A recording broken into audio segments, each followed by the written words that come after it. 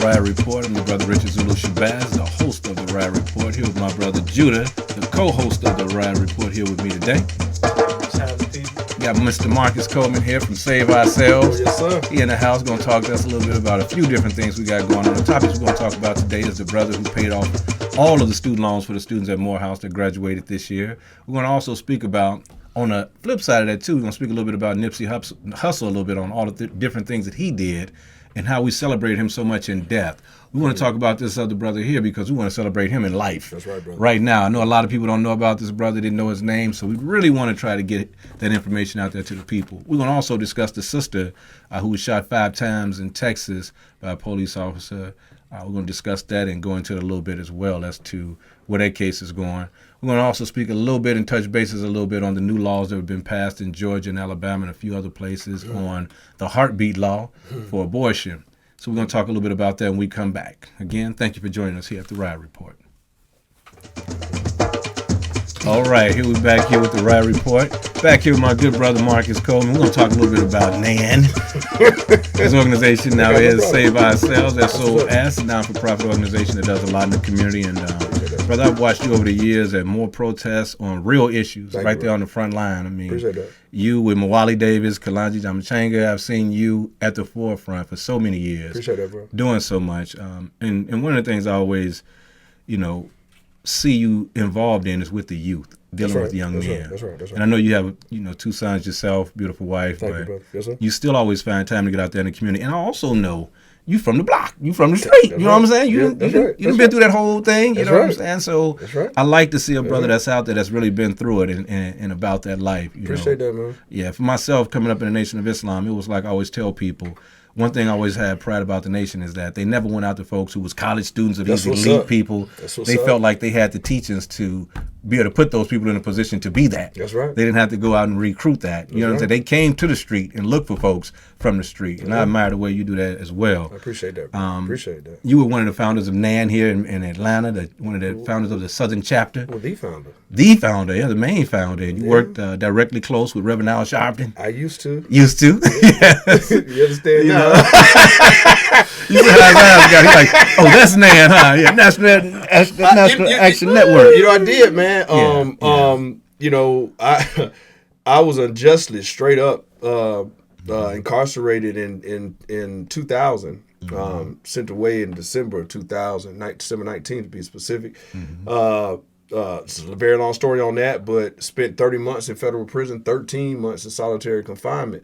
Wow. And I never was a part of any organization before. My grandfather was one of the, first of all, retired Navy, retired Eastern Airlines, but he always had poker houses. So I grew up in the gambling scene, in the juke joints kind of, and I always watched, my grandfather with a book thicker than these on good deeds that are owed back to him, and so, but, so even though I wasn't a part of an organization, I always understood, what the community was about. Yeah, organized. That's right. Organized everything from crime to. That's right. That's right. Everything needs to be organized. That's right. So in prison, man, I wanted to join. When I came home, I said, man, I don't want what happened to me to happen to anybody else. So I thought it was the right thing to join a group, and so I went around to various groups. And Green. It was what the minister told us to do too, though. For the Million Man March, the original one, the minister said, all these organizations, they are shit. You know what I mean? But we have to join them and make them something. That's right. And purify them and make them something. So, well, I want to put something on the record. I never put it on the record before. I'm gonna do it right here. All right. So jumping to these different groups, Reverend Sharpton used to be on FM radio. Called into the show one day, out the blue, bro. Don't have any kind of connection, and told him a little bit about myself. He held me over. At that time, there was no National Action Network here in Atlanta, which is a reason why. But long story kind of short, man. This is real talk, though. Held me over. He told me next time I was in New York, come holler at him. I flew out there like that next weekend. And here I am. Never met with a quote-unquote leader before. Let me rephrase that. Never met with a leader that's put out in the public. Because definitely some leaders around where I came from, including my grandfather.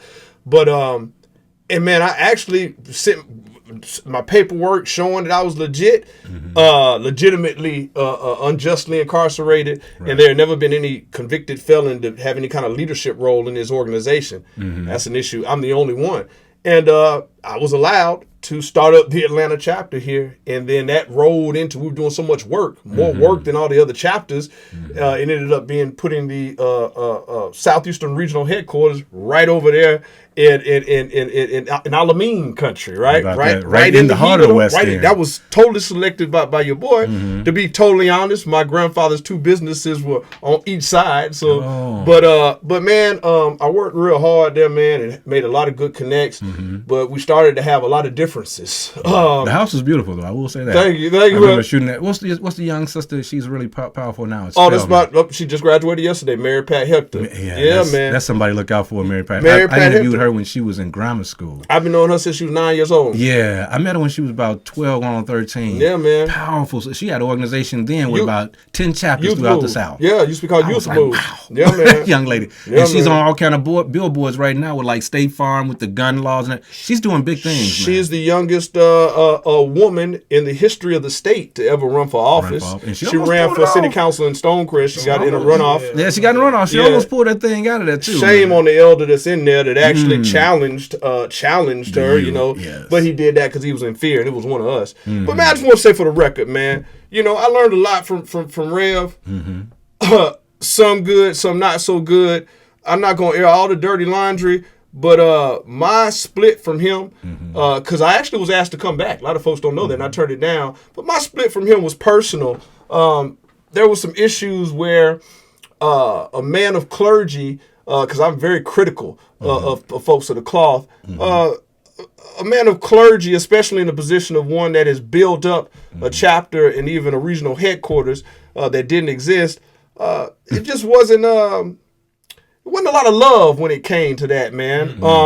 Some folks call it a competition. I don't call it that. You know, the man's larger than life in a certain respect, but it's disheartening. I never put this out here like that. It's disheartening all the work I did and the way that things happened. But I wanted to prove that it wasn't about who I was representing as far as what an organizational title was, because it's about who I was representing, if that makes sense, which is the people. Exactly. You know what I'm saying? Exactly. So, you know, I just want to put it out there, man. I've done a lot for that. As a matter of fact, you know, it's sad to see the inactivity that's happening out of this damn headquarters here. So the house is completely gone now. So much that has been depleted since you have left. Man. Yeah, man. I know we weren't going that way, but I just wanted I never put that out there. I never see them out anymore at events the way that, I mean, you sad. all held it down. I can't remember the other sister who used to run with you with the long locks. I used to see her at a lot of different events too. I haven't seen her out in a while. Yeah. You talking about Helen Cummings, I believe. Yeah. She's still getting in. Yeah, but I know she was running strong. And my only position with Reverend Al Sharpton and people like him, Jesse Jackson, because people will complain about them, but when some stuff happen, if they don't show up, I hear people say, "What was Reverend Jesse Jackson? And I'm like, I thought y'all didn't want them here, but as soon as they don't show up someplace, it's an issue. No, and like my issue that I've always had with Reverend Al Sharpton, which most Pan-Africanists and activists have had with him, was with his role in the whole role that he played with Assata Shakur, with trying to get her caught up. You know, and wearing a wire, trying to get her caught by the government of the United States, which is something I'm sure you didn't know when you were going into NAN. A lot of people didn't know. I didn't. That's why in my eyes. He wrote a book about it and talked about it a little bit, but it's definitely out there for public knowledge for people to be able to see that he did, you know, work with the government, and he just came out and admitted that he has been a spy for the government or agent for the government for some years. Well, shout out to Tanisio and Kalanji back in probably 2008-ish is when they set me down. Tanisio is actually the one to put the connection between put me and Kalanji together, but set me down and gave me a lot of history that I did not know. Yes. You know, I will say this though, jumping into this arena up under National Action Network, it allowed me to have a national platform. Right. I mean, I took it and ran with it, man. You know what I'm saying? So I kept some of the same connections because some people, you're right. I've listened to people dog Reverend Sharpton out, but the minute he touched down, they right next to him, cheesing. They right next, and I'm sitting there like, you know, and so it put me, you know, I like to consider myself this bridge between like that grassroots, and I kind of hate that term, you know, but I hate it. I love it and hate it, you know. because roots are the meat foundation. of the That's pound. it. Yeah. That's So it. Yeah. and then this civil rights. There's not really a leader out here, man, as far as national status that I don't have a connection to. And so I kind of bounce my way and I try to weave, and so I'm clear that's where my place is, man. So I mean, Nan will always be a baby of mine. It's despicable to know that that's the Southeastern Regional Headquarters, 20 damn chapters that are supposed to operate out of there, and they ain't doing a damn thing here in this city. Shout out to Mary Pat, as we already said, because if it wasn't for that young sister, yes, you she wouldn't even represents know. hard. She represents Nan still hard to this day, and She the represents Reverend hard. snatched her up at a young age. You know what I'm saying? And, Yeah, and man. put some power behind her. But she's a very intelligent sister, and I'm sure she'll find her way just as well. Yeah. And know exactly how to put that power that she has into full effect. One of the things I want to talk about, we spoke a little bit off air about with the whole deal. You were at Morehouse yesterday. One of the young brothers, as I stated, how you mentored so many Jabir brothers. and I Donaldson, know man, that's you hold it down in Morehouse and Clark, those hard. particular schools. I know as youth that know you and know your movements. Yeah. You broke the story a lot, on like Instagram with Appreciate brother that, bro. Robert Smith, Yeah, because right. I didn't know nothing about it, and I seen it on your Instagram deal, and I was like, did this brother just say that he was gonna pay the tuition for like 20,000 students, man? Like it's a big deal. I know he's a billionaire. So 396 graduates. yes, sir. and their families. So I guess their Yeah. families was the rest of them that's proud and happy, because it Hey, takes man. the whole village to pay back them student loans. Oh man, I mean, Didn't Obama pay his back when he became president? Yeah. I think that's when he paid his off when he became president. Like, you got to become president to pay student loans. I mean, man, that's what they say. I mean, not what they say statistically. I forget, like it's 1.3 trillion or something like that. As far as black folks, What was that energy like in the building yesterday Bruh. when people heard that? When they finally Bruh. digested what the man had just said? Because the look on people's faces from the early shots of what you showed, it was just like people were in shock, and they was like, did he really just say that? And I think he just had to get really into it and reiterate it, like, I'm gonna do this, Man, they were panning, and they probably, if they did a slow motion, it was a section of ladies and mamas. I mean, it was weeping, man. I mean, I'm sure, yeah. They was nothing but handkerchiefs, yeah. man. I mean, it was like probably 30 handkerchiefs just crying. They just couldn't. Wow. That information, man, it was a church moment, man. I think they was in church that day, man. hey man, Yeah. shout out to Jabir Donaldson, man. That's my mentee son-like figure, man. But brother, the way I saw you on that Instagram, you was holding your hand up, and I didn't know why you had your hand way up in the air like that. And then I see this young brother wave from across, and both of y'all, he comes all the way across, so y'all to give each other some let me dap. tell you something, I was man. like, man, I'm a cameraman. Why wasn't I there with my camera? 'Cause Hey, man. those are the shots I live for, man. Listen, And when I bro. saw that, I was like, that was powerful right there in itself. Listen, man, Jabir has never met his father. Wow. Jabir is actually not going to benefit from that blessing because he was Got a basically scholarship. yeah. And so, but honestly, man, I'm Wow. trying to do a little finagling here for folks like Jabir, who's headed to law school, and Right. maybe there could be some. But Robert Smith, not only because he is taking care of those student loans, but the charge that he put forward to others in his position, man. Right. You know what I'm saying? Right. I mean, man, in the ripple effect that's gonna happen with the kids. Right. We haven't seen it yet. But man, the charge to the others that are the Tyler Perry's hint, and the others, Oh, you know, yeah. Right. It was a blast. It was a man, blast. you know how many other graduating classes can that should be the Right. black gift. Yeah, You know, yeah. you can't tell folks how to spend their money, Right. But you know something? It's a hell of a charge. I read man. so many stories on so many black folks, from the Dwayne Wades and his wife, Gabrielle Union, to Jay-Z and his wife. I read so many stories, and this is leading to the whole Nipsey Hussle thing. When this brother died, how, he was so celebrated, but Yeah. 90% of the people who were celebrating this brother had never even heard of him. Never really heard his music or anything. Didn't know nothing about him. And I was like, it wasn't until this brother died that we celebrate him. And there's so many of us out there that's doing some major stuff. You know what I'm saying? That's doing it, but we don't get no recognition. The news is not coming out there to talk about something positive that black folks is doing. I mean, how can it be if the propaganda machine is your coon, your nigger, Right. There's a propaganda machine. Exactly. So we can't honor your excellence. Right. The machine cannot honor the excellence. So Right. like Brother Smith and Brother Farrakhan was saying, we the battery for that machine. That's right. That's You right. see what I'm saying? That's You right. can't even look. I mean, like the word hate, see? Right. That's that word. I mean, how can I not hate what hates me? Right. How about that? Why is it wrong for me to hate that? I don't understand. Right. You know, I wake up and, you know, your news, I'm a nigger for breakfast. Right. I'm a nigger for lunch. You know what I'm saying? I'm a thug for dinner. Right. You know what I mean? I All could of be, that. I'm a billionaire thug. I'm Right. a professional athlete thug. Right. You understand? The sister could be a Grammy, Oscar award winning wench. Right. Right? How about that? We don't pay attention to the things. Yes. You know? We don't pay We're attention. gonna come right back in a couple Yeah, seconds I here. got a little tale about Nipsey. Yeah, Yeah. I want to talk some more about Nipsey, but I also want you to tell us what it is that the brother does to Robert Smith, because a lot of people don't even know what he do. That's true. You know what I'm saying? He's not a rapper. He's not an athlete either. So Yeah. join us in a few seconds here. We'll come back with the Riot Report. We're going to get right into it. Thank you. Yeah, that's funny. Yeah, that's what you're telling me. Thank you for joining us back here at the Riot Report. We're going to continue to talk a little bit about our brother Robert Smith and get into a few different topics as well. We're going to talk a little bit about the sister who was pregnant that got shot 5 times down in Texas as well.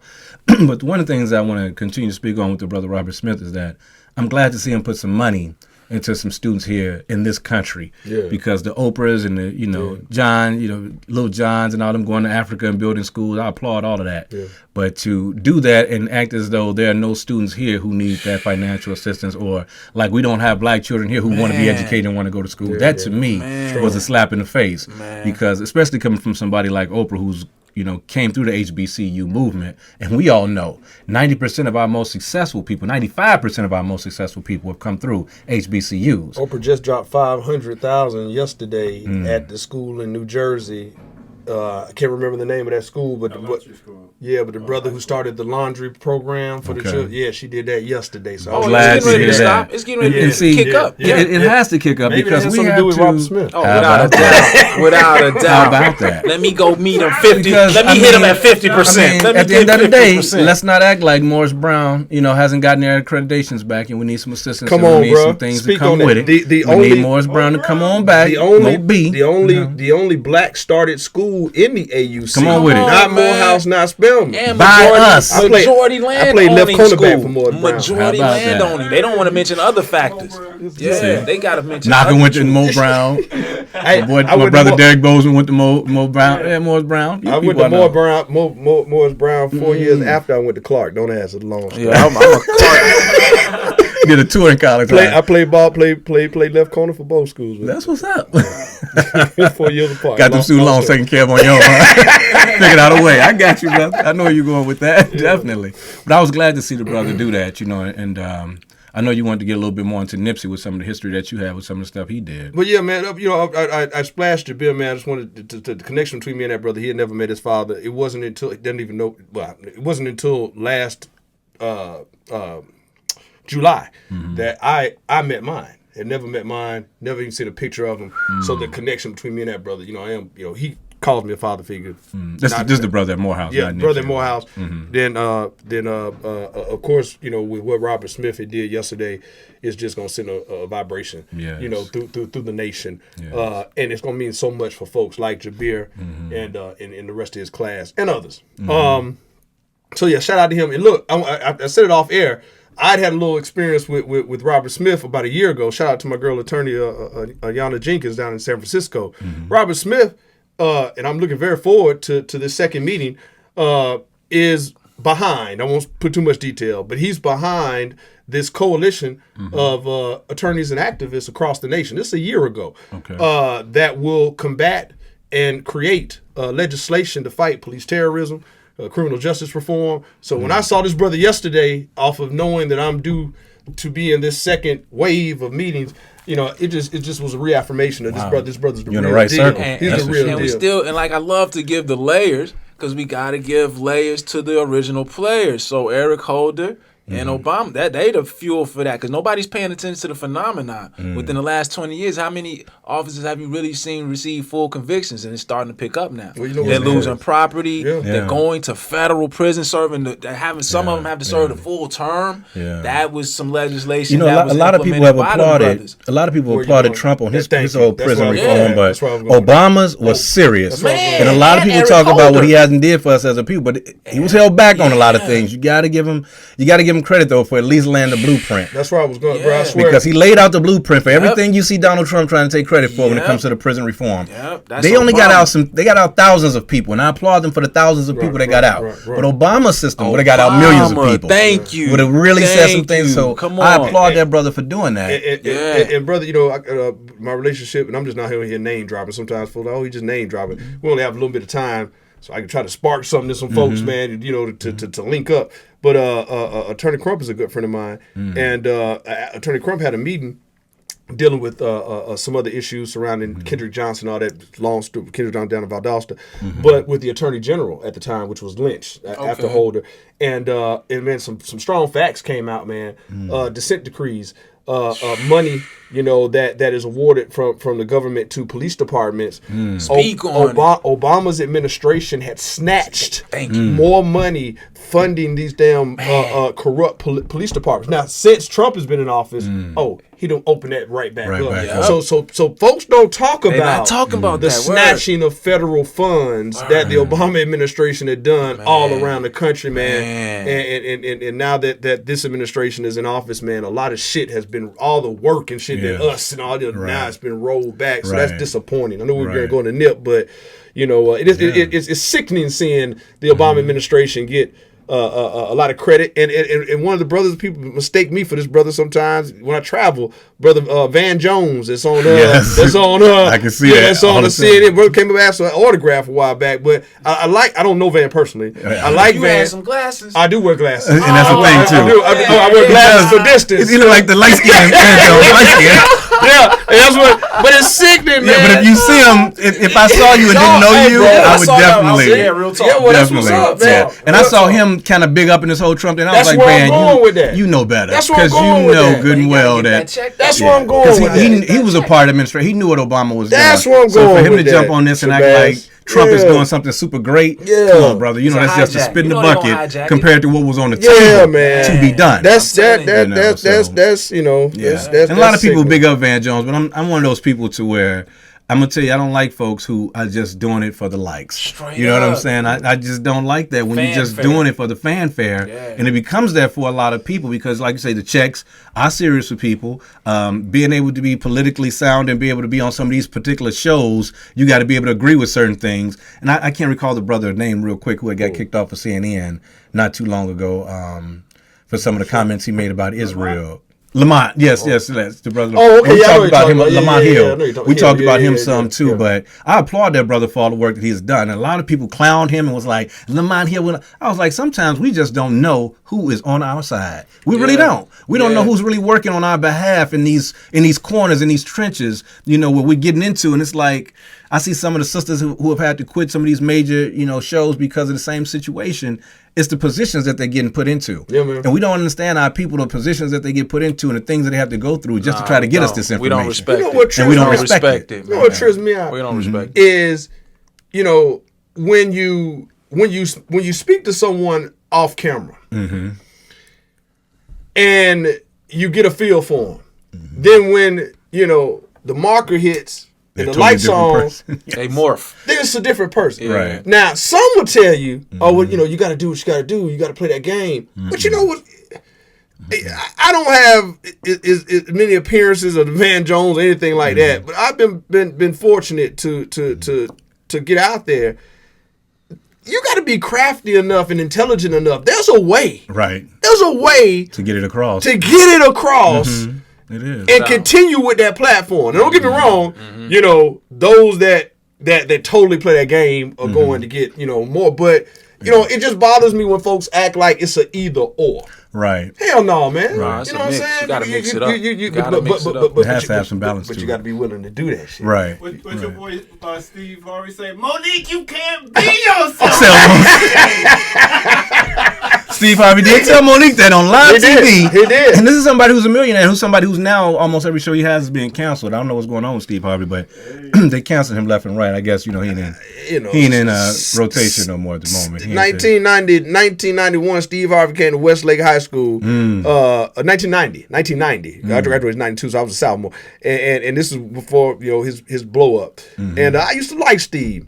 But Steve, about a year or so ago, made a joke About the Flint water. About the Flint water, Yeah. and then on top of the memo going around with his staff and what they could and couldn't do. And Right. sometimes we get too big-headed as Negroes. Yeah. You know? We lose our place. And just because we have foundations and because we're helping some youth, because we're doing the work, it still doesn't negate the fact that you're acting like an asshole. Now That's that you right. done got to a certain status. So, you know, Being from the Chi-Town, I was real familiar with Bernie say. Mac, who was good people who I knew growing up in Inglewood from his time in starting in comedy. And I know he had issues with Steve Harvey. Straight you up. know, he really had some serious serious issues issues. with the way I Steve never Harvey heard carried this. himself and things that he did. So, you Makes know, sense. they definitely had some words here and there. But maybe Steve would be a little better if Bernie was They still had around. an issue about comedic clowning versus cooning. Cooning, there's a difference. Seriously. Yeah, I feel that Bernie difference. Mac There's a would do balance. stand-ups, and he wouldn't mention his names. He would just mention comedians that's known for cooning. He said, what I'm doing up here is clowning. Right. He would say that That's strong. in local shows. Like, I'm clowning. These is jokes. Right. You know what I mean? He said, I don't know what other guys is doing. You know, you know what I mean? cooning real Yeah, bad. he said, you might as well pull him out on the stage just hanging from the tree. You know, it was just funny. He used to have jokes like that. You know what I mean? And I was Let's, like, let's yeah. come back real quick, full circle back to talking about Brother Robert Smith with what he's going to do in the legal system and different things and what's needed, because as we spoke about earlier, this sister was shot in Texas 5 times by a police officer. Yeah, ridiculous, bro. And they say that she grabbed for his taser, and he is saying that she tased him in the Texaco area, and then the video itself kind of contradicts that because she is screaming she is pregnant, and you don't see her reaching like that to be able to, you see her reaching but not grabbing anything from him. He will walk, though. Yes, and that's becoming real obvious that he's going to walk. And my thing is, police officers are trained in these academies for 3 to 6 months to, you know, most of them are military based. You've been through some type of training. You know what I'm saying? When you have to shoot a woman 5 times, I don't care what is going on. You got to shoot a woman 5 times. We have to say that enough is enough. Somebody either has to go to jail or somebody needs to get paid a personal visit. And personal visits I'm talking knock. are what we need to start talking about to me as a people. Because you know, when something happens to a Trayvon Martin or something happens to a Sandra Bland, there's an uncle there, there's a cousin, there's a father, there's a brother. Brothers, men, we have got to start taking care of business. We've got to start defending our position as men and our families. It has to become the most important thing to us. And the elder rebel community is saying y'all don't implement policies that a lot of their peer group was getting killed and going to prison for. Meaning we call community shaming.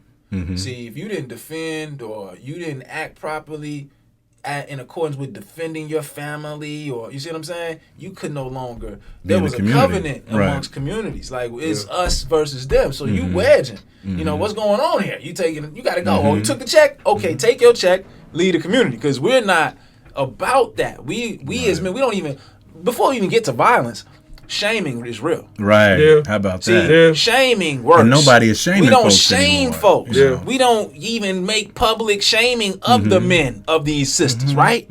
You know, so I'm the dude shaming them all the time. I'm like, shame on People you. got on me and felt like I know? was shaming Trayvon Martin's father when they were talking about there's a $10,000 reward for George that's Zimmerman. crazy, da, da, bro. da. And I was like, Crazy. his father needs to be handling that business because he was visiting with his father. And I'm just going to say for me, I'm just going to put it out. Something happened to one of my children, my grandchildren. We're not marching. You know what I mean? It's nothing. I don't want no conversation. I'm going to need to know who that officer is, and I'm going to need to know who his family is, because it has to get to that point, because we're dealing with a people who nothing that they've ever accomplished or succeeded in life has not come with death. That's Nothing. true. That's true. Nothing. And you just got to know your enemy. You got to know who you're dealing Nothing. with. I mean, Man. with this new administration, It's becoming obvious who we're dealing with. and with the fuel that they, and with the injection of the boldness, the emboldening that's going on, man. And you know what, too, man? It's a trip, because I've said this before. You, as a community, I hate to say it like this, we're kind of getting what we deserve. Man. Because we sat back on our ass for them 8 years, man, and we had that brother in the office, man, and we just were cheesing. Certain folks who had an open door to the White House were more concerned Doing a with concert. We're more concerned with concerts and dinners than black agendas. You know, Straight up. Dropping bars up in here. Is that a 16? I'm just saying, man. And it's kind of like we've been blindsided. How about that? You know, we went from from being critical of every damn president to putting on draws with the stars and stripes to now we getting slapped with them, right? I mean, it's like it's just crazy with the position I've been in to kind of the vantage point I've had to see how much we really dropped that ball, and now we're getting beat over the damn head with it.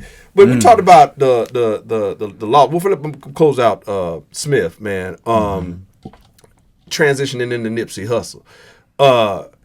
It's crazy because Nipsey flew under that radar, but has such a huge scope, right?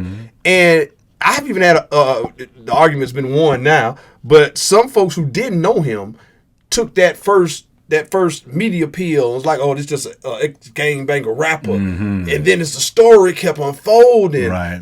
I don't know if Nipsey influenced Robert Smith. I'll say this though. When the full story of him ain't even been told, Nipsey yet, Neighborhood Nip. But when you realize that there was a giant walking, in stealth mode amongst you, right? It should make you step your game up. How about if you've got a position. Now I did say 10 months or so ago, Robert Smith, is a part of this organizing this coalition, but the vibration of Nipsey, man, is still being felt. The marathon still continues. Yes. I wanted to just touch real quick, man, because the folks at Oscar Grant, man, real cool with Uncle Bobby and Beachy. Man, they are pushing. They've got some lawmakers that's got this proposal on the books. It is called it's the fatal police shootings could become a crime under proposed California law. It's called AB 392. It's California Act to Save Lives. What this bill will do, it's on the table right now. Shout out to Beachy and shout out to Uncle Bobby. They're featured in this article. I'll forward it to you. Okay. What this bill will do is it will put a discretionary boundary there.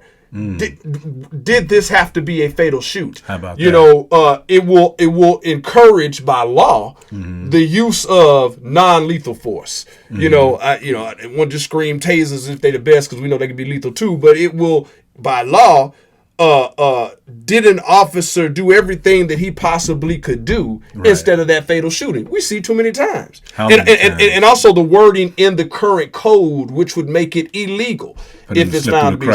So man, look, y'all out there in the West Coast, AB 392, California Act to Save Lives. We know California has led the nation, man. Like all the laws start in California. Thank you, man. Grand jury reform right now is the best. Yeah. So, man, if we can get that thing checked off in Cali, I got some legislators right here, man, in the A, man, even though we in, Okay. I'd like to talk a little bit later on, too. We're going to come back into that. Give us a couple minutes here to get back with you at the Riot Report. We're going to pay some bills and do a few other things here real quick. We'll be right back at you. Thank you.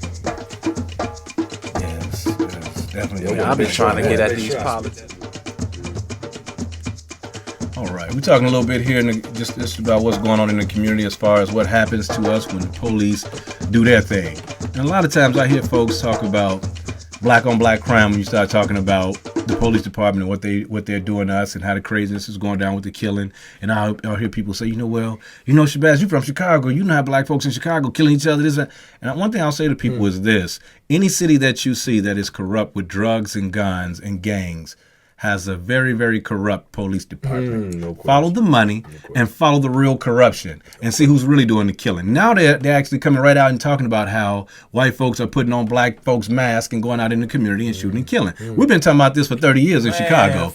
Because one thing we know in Chicago, when somebody get killed, we know why you got killed, who killed you.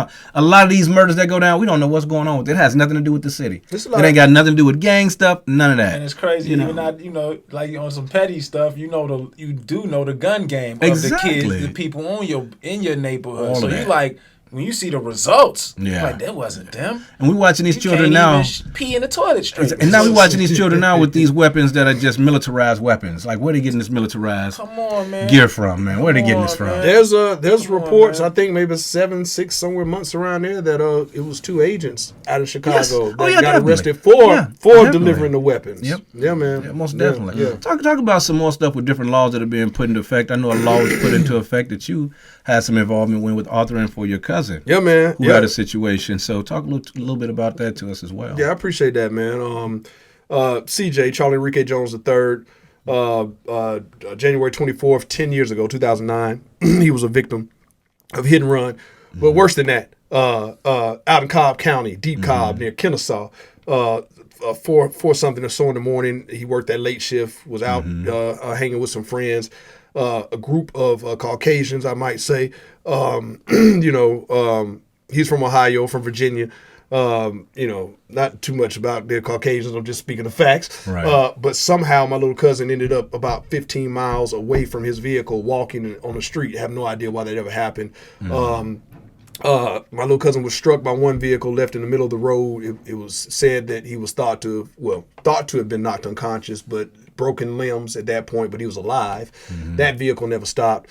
He was literally run over by a truck towing a boat, and the damn trailer hitch connection is what struck it, split his head wide open. I saw it, I viewed his body.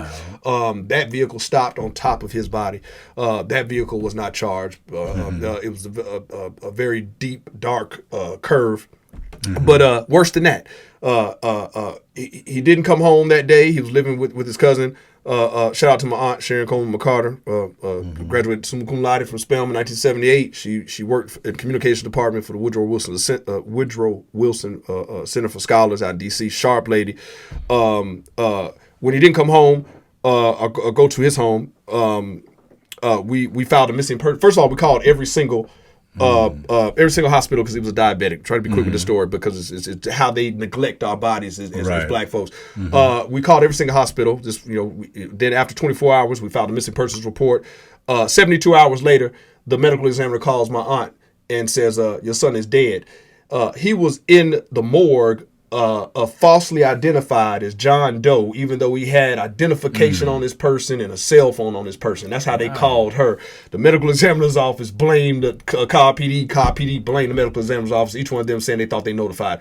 Straight bullshit. I mean, really. Wow. So, and that window, that 72-hour window, prevented us from getting any kind of justice on the hit and run. Since then, man, worked with Commissioner Burrell out there, man, in Georgia Power. Got 3 new lamp posts to illuminate that dark area, man. Good. We did that last year. And so I wanted to find a way to be more impactful, man, And for the first time, I advocated for stiffer penalties. Sounds weird. But in this particular situation, the first vehicle, if that first vehicle was ever brought to justice, they would be charged with a misdemeanor for killing my fucking cousin. Wow. I mean, there were so many loopholes in the law. And I'm glad you're doing this over the air. Because for 7 years, dead 10 years, but for 7 years I did the research, man.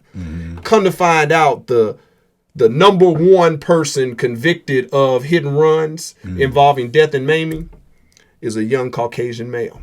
Wow. Now, you put 2 and 2 together. We're glad Governor Kemp signed that bill. And I'm not saying I was going to target certain people, but it just didn't make sense if someone struck your loved one, in the case of my cousin, with another vehicle involved, that'd be a misdemeanor. So CJ's law got signed by the governor, man. Prior to that, I'm sorry, rest in peace to my cousin Corey Jones, CJ's younger brother. The day after it passed both houses, I found my little cousin, the brother of CJ, the little brother, dead in his apartment, dying of a broken heart and a failed rehabilitation system. It's a long story in that. But CJ's law is signed into effect now in situations of death and maiming. It makes it a stiffer penalty, giving the judge the right or the discretion up to 10 years. So, just an example on fair is fair. A lot of times people come at me like I'm anti-police. I'm just anti-bad policing. Exactly. And when it comes to a law with loopholes in the state, it also clears up some loopholes DUI. We don't have time to go into that. But it meant so much, man, because a cat that's out here pushing, and to be up in this governor's office and handing him a handwritten note on trying to get funding from the state as it relates to inner city youth. I don't know many people that would have done that, man. So I appreciate you giving me the opportunity, because a lot of black airways, the ones that I go to all the time, the big stations with all the letters, no one found this story important. I just wonder why. At all. How about that? Yeah. How about that? Yeah. Well, let's talk about another story that don't seem to be too important to people other than women, because the white men who were pushing the issue on this, who were talking about abortion with the new laws in Georgia and the new laws in Alabama and some of the other states, Florida and other places that are following. I did have a sister that was supposed to be here with us today to co-host with me, and unfortunately she had some issues going on, so she wasn't able to be here, but I wanted to definitely have some female balance on this. Yeah, throw that disclaimer out before we start talking about it. I want us to be like, Who Sebastian kids? Sis, I know better. Trust me, I've been raised a whole lot better. Yeah, no I was raised with my daddy and with women, so I know what my respect level is. It's not gonna happen. Yes, So sir. trust me, even though a female presence is not here, we still gonna keep this in perspective. When it comes to sisters and their bodies, I want to say 100% that they have the right over that. You know, and I don't feel anybody or any law should have any stipulations on sisters as to how they ought to regulate that. No question. Do I think that there's some things that need to be discussed a little deeper with the way abortions are being handled today? I definitely do. I definitely think that it shouldn't be positioned to where it could be used as birth control or something like that. But when we're talking about the heartbeat law, which basically states between 6 and 8 weeks is all the amount of time a woman has to actually get an abortion, usually that's when most women find out they're pregnant. It's about at that stage. So at that point, it's about almost too late. So that's why a lot of women are saying basically it's now against the law for them to get an abortion. And a lot of women are bringing up the issue of rape, saying that even when a woman is raped, you know, it's not something that she's going to be in a position to do now within getting an abortion. I don't want to go too deep into the legal side of it or the moral side of it, but I definitely want to touch bases on the side of, and I'm gonna go to the male side of it since we don't have too much energy towards the abortion side of it, because again, I definitely wanted a woman to be present to speak on that part. But then when it's the flip side of that with child support for men, men are forced to pay. I mean, it's our bodies too. You know what I'm saying? Yeah, but men are forced to pay and take care of children that they may not want. And you have no say on whether or not a woman is going to get an abortion or anything like that. But that woman definitely has a say on what's going to happen in your life for the next 18 to 21 years. So to me, there still has to be some balance on something that's going on with this whole thing with child support, abortion, all of that. I mean, to me, I said it's 3 topics that has to be announced and talked about in this next presidency from a candidate for me to take them seriously. They would have to talk about reparations. Absolutely. They would have to talk about prison reform. Absolutely. And they would have to talk about abortion and child support. Because to me, I feel like those are 2 issues that's killing our community. I mean, more black and brown babies are killed by Planned Parenthood and the abortion mafia, as I call them, than any other facet in the world. We could talk about the cops killing us. We could talk about black on black crime. Drugs. But we're not. We talk about drugs, but we never talk about these new Planned Parenthood facilities that are popping up everywhere in our communities. Those in CVS's with the new pill popping thing, culture going on. Come on, man. We got that going down big in our community now. Yeah. And you got all these hospitals popping up. That and dialysis. That's another show. I'm going to go on dialysis. Yes. Why they popping So up all in our dialysis- community. That dialysis next to every liquor store. Exactly, on every corner. They replaced the church with the dialysis machine place now. CVS, the legal trap.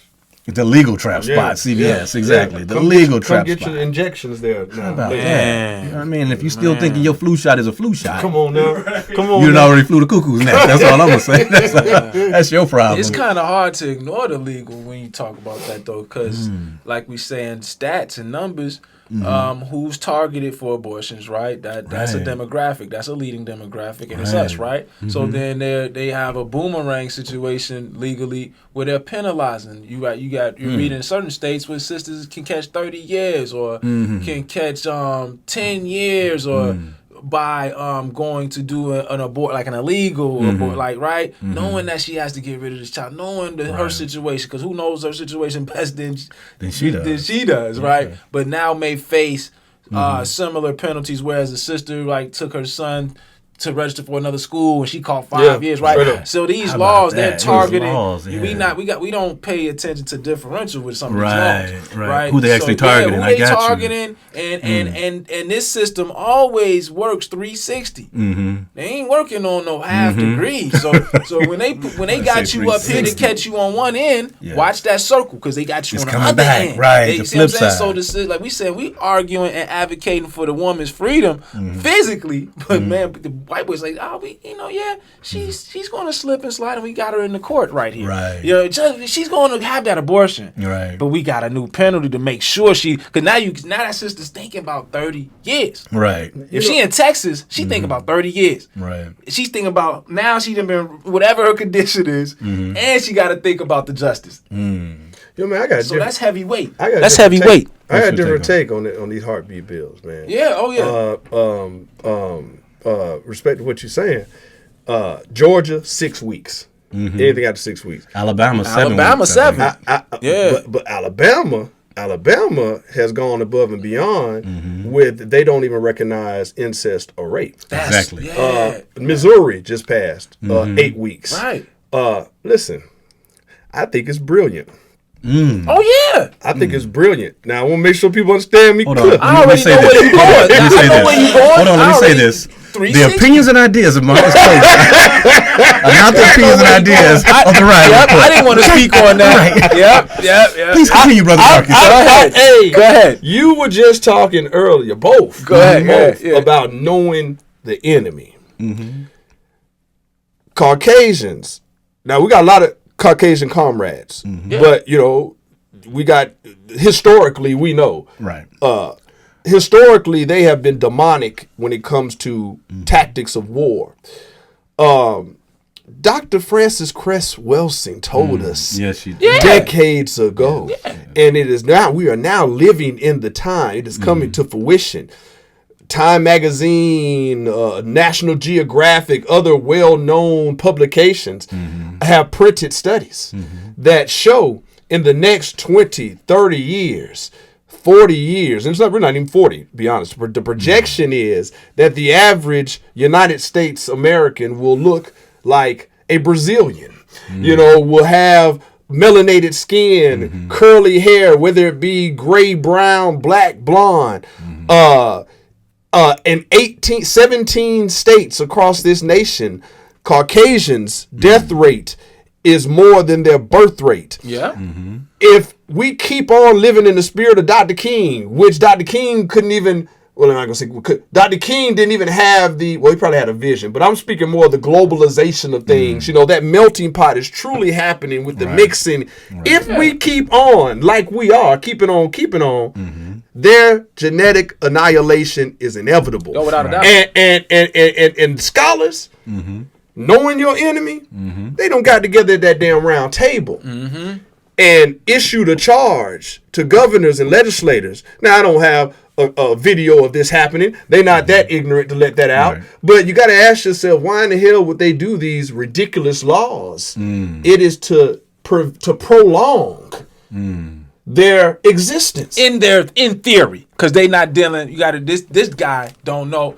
We taught him real science. His science is after our truth, meaning he has to violate our truth and create a synthesis. So his laws, again, he's always cutting his nose, spite his face. And that's why I say I agree with you totally. Well, but he's getting ready to play himself right on out because, again, like you said, right, what's going to end up happening with the advocates and what's going to end up just wiping his whole face off is the penalty side, right? It's going to be coming so many more advocates. It's going to just wipe those bills off the table. Actually, it's going to in another 5 to 10 years.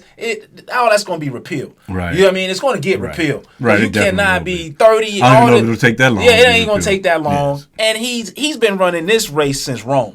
He's been playing this birth catch up. He's been playing this game since Augustus, since Augustine. True. And he's going to lose the game. He knew that. He knows he's going to lose this game. But teachable moment for us. Yeah. Because the first rule of life is survival, self-preservation, right? And you got, when I say brilliant, please, I don't support these laws, right? But I love the strategical unity. Yeah, you gotta respect it. You gotta respect it. What Pac say, man, you ain't got to bump it, but please respect it. Like, you gotta respect it. They have always World War I, World War II, Vietnam, Desert Storm, Operation Iraqi Liberation Oil. They have always used this political system to push their agenda. So, man, listen, even though we talked about the greatness yesterday at Morehouse, and we definitely know about some greatness going on in our communities and stuff. But collectively as a whole, there's a lesson to be learned here. Why they strategize. I mean, hell, when Obama went in office, and I mean jumping all over the place, when Obama won the office, they spent that night and strategizing on how to get rid of him. So, I mean, their dedication and their conviction to what they want to do is a teachable moment for black folks. without a doubt. They focused on their wickedry. Genetic annihilation. Well, we're gonna end on that wickedness because the wickedness never stops. It never stops. You know what I'm saying? We're gonna come right back at you in a couple minutes here and talk a little bit more here at the Riot Report. We're getting down to it and getting into the meat of some things here, so stick with us. Yeah, Thank you. buddy, full-time foolish, man. You know what I mean? Yeah, they've been playing that game for the last 3,000 years, man, and they know it's inevitable. In Carolina, they just got something on the table. North Carolina. Thank you for coming back with us here at the Riot Report. Again, I'm your host here, Richard Zulu Shabazz. My co-host here, Brother Judah. And our super guest here, Mr. Marcus Coleman from Save Ourselves SOS. He came in the house, and we've talked about a few different topics here today. Our good brother who paid off the student loans for the students at Morehouse, Brother Robert Smith. We've talked about the sister down in Texas. Touch bases a little bit on some of these laws, different laws that have been put into effect that Brother Coleman was a part of. We've talked about some of the different things that's going on with abortion now. With that being said, with the presidency coming in, all I'm talking about to people is, what the candidates need to be speaking about, because I think they need to hear from the people as to what we're really interested in. Mm-hmm. And like we were just talking about, it's 20 to 25 different candidates running now on the Democratic side that are running. And I'm going to tell you, that whole concept that the Obamas had, if they go low, we go high. Oh, no. That shit is not running with Trump. Trump go low, your ass better get lower. I'm telling you, you better get ready to get down with the wine. Get dirty, bro. Because Trump, as we were just talking about off air, Trump, one of the things that I respect about Trump is that he's doing what he's doing for his people.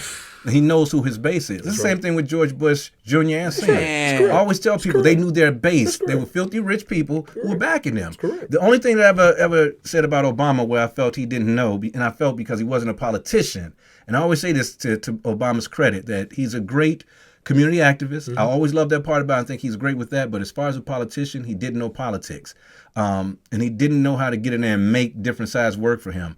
Trump, I respect the fact that he's gangster and he does things where he's going to shut down the whole government, don't care about who not eating and what people got to say. He don't care about nothing. He going to get his way and get done what he wants done. It's the same thing that George Bush Jr. did. He ran both houses because he understood how to pull the politicians in.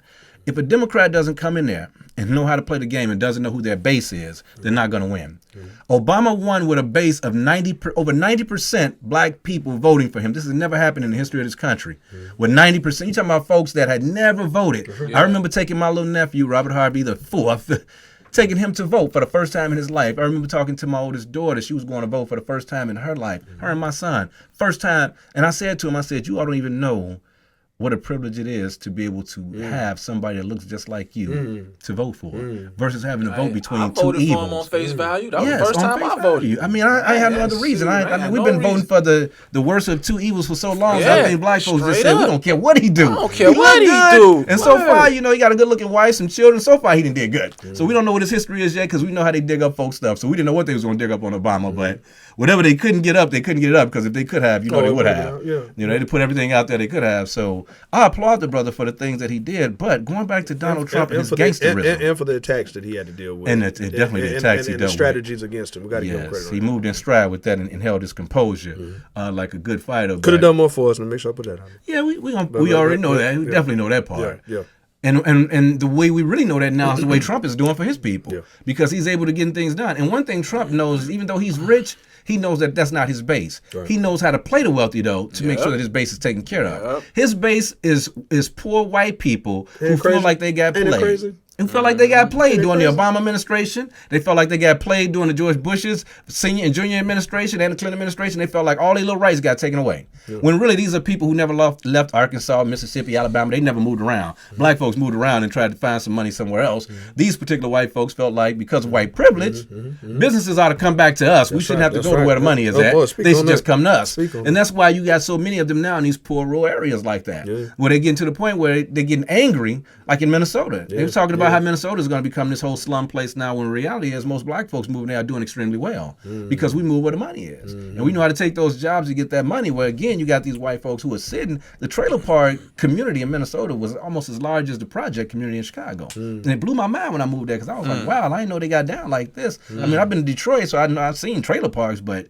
Minnesota got it like communities. They got trailer parks, man. They doing it. And it's just like, to look at the amount of poor white people there in a city where so much is going on, it gets you to really understand how they expect some things with with their white privilege. they do. You know, like people will say to us, well, black people expect somebody to do something for them. I really feel like nobody on the planet should expect something. We should be the ones expecting somebody to do something, consider all the conditions that we've been through and all of what we've done for everybody else. Because everybody is living off the civil rights, not the human rights that we fought for, because we didn't get around to human rights. We're still fighting for human rights. But for the civil rights that allowed, and civil rights means this, that you can just go do basic stuff. Like you can go get loans, you can go live someplace where other people live without being attacked, without being redlined. These are civil rights. You can actually walk down the street and look somebody in the eyes without getting killed. You can sit at a front counter. See, when black people couldn't do it, nobody could do it. The Jewish people couldn't do it. The Italians couldn't do it. The Caribbean people couldn't do it. Nobody could do it when we couldn't do it. They put it out there like we were the only people coming through the back door, but some folks couldn't even get in through the back door.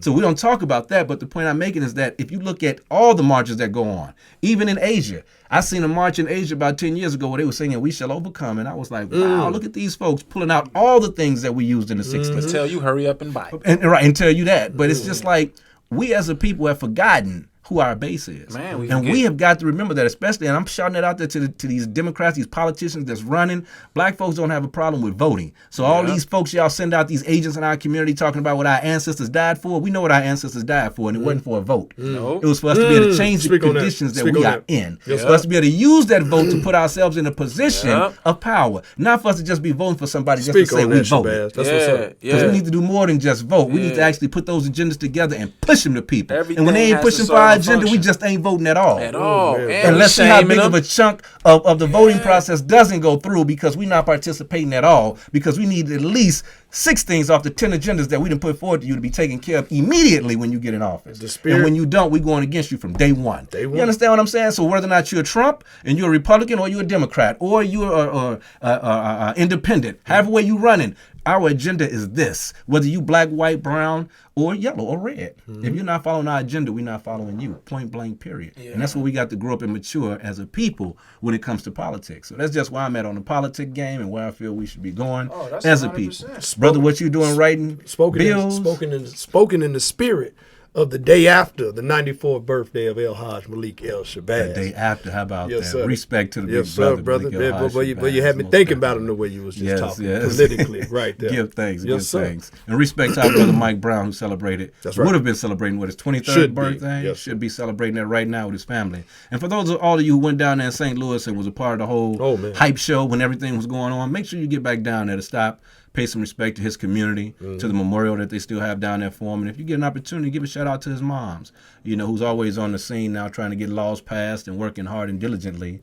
Talk about that. I know you work with him. Well, I did. Well, yes, sir. But shout out. I'm switching gears in the same vein. Shout out to Sabrina Fulton, the mother of Trayvon, who made the announcement that she's running for Dade County Commission. That's right. That was dope. Yeah. And we need to support that sister. Yeah, same shit. Political vein we speaking about, man. Turning that pain into passion. Work with both of those families, man. Definitely. And look into the laws that have been changed in St. Louis and the different things that we've made the difference down there since Mike Brown. That's right. Has Changing been of the council. That's right. But also pay attention to the amount of activists down there that have come up missing. That's right. Dead. I'm about to say they ain't talking about the guerrilla warfare. Ain't nobody that's been talking taking about place that. That's right. man. So let's pay attention to that. Let's pay talk. attention to how many activists are being killed and how many people who are talking about your health and natural living are being killed. And I'm gonna leave you That's on right. that note. Oh. Keep your focus on those 2 different things right there, because that's what's really important. You done brought That's it back what's to going down. neighborhood nip almost. How about that? So with that being said, again, I'm your brother Richard Zulu Shabazz, and I appreciate you joining me here at the Riot Report with my good brother Judah and my guest, Mr. Marcus Coleman. Yes, sir. All power. Power to the people.